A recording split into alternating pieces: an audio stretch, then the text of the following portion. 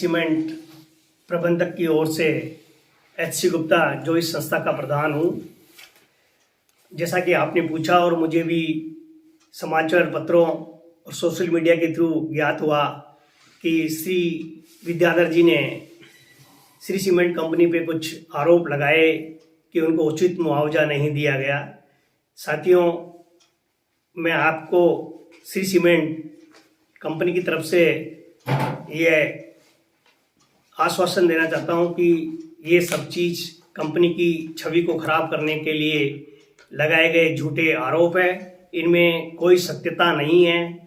हमने और हमारे अधिकारियों ने एवं जिला प्रशासन ने कई बार विद्याधर जी से जिस भी प्लेटफार्म पे उन्होंने बात करने की कोशिश की, हमने उस प्लेटफार्म से उनसे बातचीत की एवं उनसे आग्रह किया गया कि कंपनी, जो कि उन्होंने 23 अक्टूबर 2023 को प्रशासन, किसानों और श्री सीमेंट प्रबंधक के साथ एक समझौता किया गया था, जिसमें उनको प्रति बीघा 26 लाख रुपए का मुआवजा दिया जाए एवं निर्माण की राशि जो भी तय सरकारी नियमों के अधीन एवं कंपनी ने उस वक्त उनको 13% अधिक राशि देने का भरोसा दिया। आज कंपनी उन बातों पर कायम है एवं कंपनी ने विभिन्न समय पे, और उसका बाकायदा एक रिकॉर्डिंग है, फोटोग्राफ्स है, वीडियोग्राफी की गई है। कई समय पे हम खुद उनके पास चेक लेकर गए पर उन्होंने चेक लेने से मना कर दिया, जबकि जिला प्रशासन, एसडीएम, तहसीलदार, थाना अधिकारी, उन्होंने भी उनसे आग्रह किया, परंतु हर बार उन्होंने चेक लेने से मना कर दिया। आज भी कंपनी श्री सीमेंट आप सबको आश्वस्त करती है कि 26 लाख रुपये पर बीघा के हिसाब से एवं जो तय नियमों के अनुसार निर्माण राशि है वो कंपनी या तो कंपनी से ले ले या जिला प्रशासन एसडीएम कोर्ट से ले सकते हैं। वो हमेशा तैयार हैं। कभी कंपनी ने मुआवजा देने की मनाही नहीं की। किसानों और फैक्ट्री के बदले जो 2 साल पहले एक वार्ता हुई थी, वो सफल वार्ता हुई थी, 26 लाख रुपए मुआवजा राशि जो तय हुई थी, उसमें विद्याधर जी का परिवार के साइन है क्या? उन्होंने भी समझौते में हाँ, विद्याधर जी के परिवार का उसमें साइन है, विद्याधर जी के खुद के साइन है, और वो अब इस राशि को लेने के लिए तैयार नहीं है। वार्ता हुई थी तो उसमें क्या कुछ निकल के आया था सामने? अंतिम दौर की जब बात हुई, कंपनी ने उनसे बहुत आग्रह किया, परंतु उनकी जो मांग राशि है वो कंपनी एवं किसानों एवं प्रशासन के मध्य तय की गई राशि से बहुत अधिक है, जो कंपनी के लिए भी संभव नहीं था।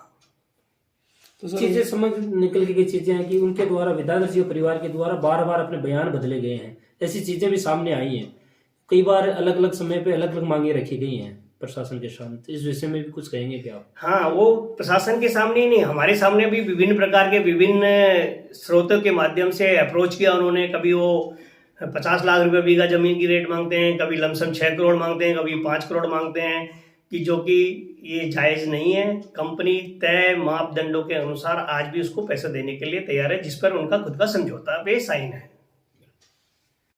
सीमेंट, जो सीमेंट उद्योग उत्पादन का एक कारखाना है, 573 हेक्टेयर भूमि में लगा हुआ है, जिसमें से 443 हेक्टेयर भूमि कंपनी ने रजिस्ट्री के द्वारा परचेज की एवं 130 हेक्टेयर भूमि को प्रशासन ने 89B के तहत हमको सुपुर्द किया। उसमें से भी 86 हेक्टेयर भूमि हमने विभिन्न समझौतों के साथ किसानों से परचेज करी, आपसी अंडरस्टैंडिंग के साथ।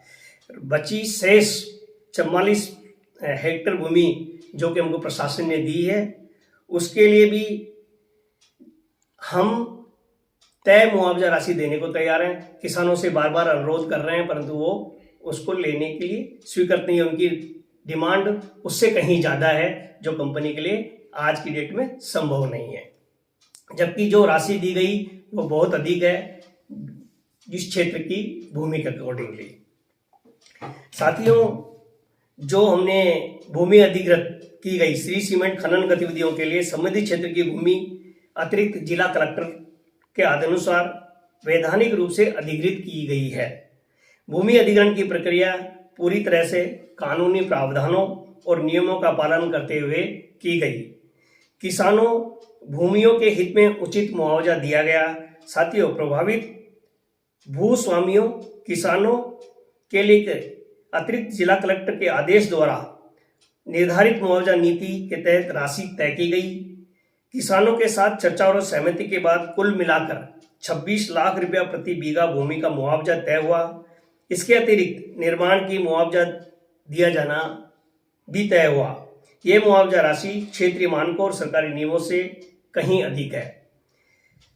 कंपनी मुआवजा राशि का वितरण शीघ्र एवं पारदर्शी तरीके से करना चाहती है। किसानों और भूस्वामियों से व्यक्तिगत रूप से संपर्क किया गया है और उन्हें बार बार मुआवजा लेने का अनुरोध किया गया। कुछ किसानों ने अभी तक मुआवजा स्वीकार नहीं किया है। कंपनी सभी प्रभावित पक्षों के साथ शांतिपूर्ण संवाद के लिए तैयार है ताकि इस समस्या का समाधान निकाला जा सके। यह परियोजना क्षेत्र के आर्थिक विकास, रोजगार सृजन और बुनियादी ढांचे के सुधार में महत्वपूर्ण योगदान देगी। इस परियोजना से स्थानीय युवाओं को रोजगार के नए अवसर मिलेंगे और क्षेत्र में समृद्धि आएगी। आज भी लगभग 54% कामगार भाई इसी क्षेत्र के हैं, सीकर, झुंझुनू, नवलगढ़ के, एवं 97% लोग राजस्थान प्रांत से हैं। श्री सीमेंट लिमिटेड स्थानीय समुदाय के प्रति अपनी जिम्मेदारी को समझती है और हमेशा उनके कल्याण के लिए काम करने के लिए प्रतिबद्ध है।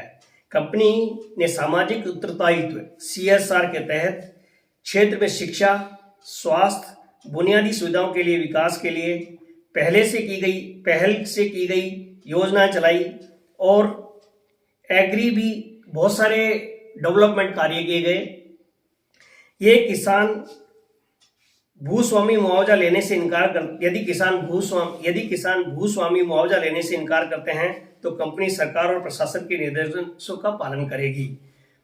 कंपनी सभी पक्षों के साथ वार्ता के माध्यम से इस मुद्दे का समाधान चाहती है। यदि किसी किसान को मुआवजे से संबंधित कोई समस्या है तो इसे संवाद के माध्यम से हल किया जा सकता है। मीडिया से अनुरोध है कि वे इस मामले को सही तथ्यों और जानकारी के साथ जनता के सामने प्रस्तुत करें। क्षेत्र के विकास और जनता के हित को ध्यान में रखते हुए सभी पक्षों से सहयोग की अपील की जाती है। धन्यवाद। सर, एक जब भूस्वामी ने आपको परमिशन नहीं दी, आपका एग्रीमेंट नहीं हुआ, तो फिर आपने लैंड अधिग्रहण कैसे कर ली? लैंड अधिग्रहण हमने सरकारी नियमों मिनरल प्रोटेक्शन 89B के तहत की गई, क्योंकि जहां पर भी माइनर या मेजर मिनरल्स होते हैं उस पर सरकार का स्वामित्व होता है और सरकार उद्योगों को बढ़ावा देने के लिए एक कानून प्रावधान है 89B, उसके तहत सरकार ने हमको सुपुर्द की। सर, CSR फंड को भी लेकर कई बार जनता के सवाल आते हैं कि कहाँ खर्च किया जा रहा है। अभी जनता को इस चीज में पता नहीं है कि पैसे जो CSR फंड है वो कहाँ कहाँ खर्च किया गया। CSR फंड हम जहां हमारा कारखाना लगा हुआ है उसके 5 से 10 किलोमीटर के क्षेत्र में खर्च करते हैं। ये विशेष रूप से हमारा फोकस रहता है कि हम जो महिला सशक्तिकरण, उनकी शिक्षा, उनके स्वास्थ्य एवं आसपास के क्षेत्र वाटर डिफिशिएंट है तो पानी की सुविधाओं पे को कैसे उनको प्रोवाइड करें, एनवायरमेंट प्रोटेक्शन के लिए कैसे हम ग्रीन बेल्ट डेवलपमेंट करें, एवं गाँव में इंफ्रास्ट्रक्चर की कमी है उन इंफ्रास्ट्रक्चर को कनेक्ट करने के लिए, उनको सुदृढ़ बनाने के लिए CSR एक्टिविटीज कंपनी कर रही है। कितनी लैंड है वो अभी बाकी पड़ी है अधिग्रहण करने? 44 हेक्टेयर लैंड अभी हमारी बाकी है जो हमको किसानों के साथ समझौता करके लेनी है, जिसका सरकार ने हमको अधिग्रहण दे रखा है और मुआवजा जमा करा रखा है और उसका मुआवजा हमने SDM कोर्ट में जमा करा रखा है।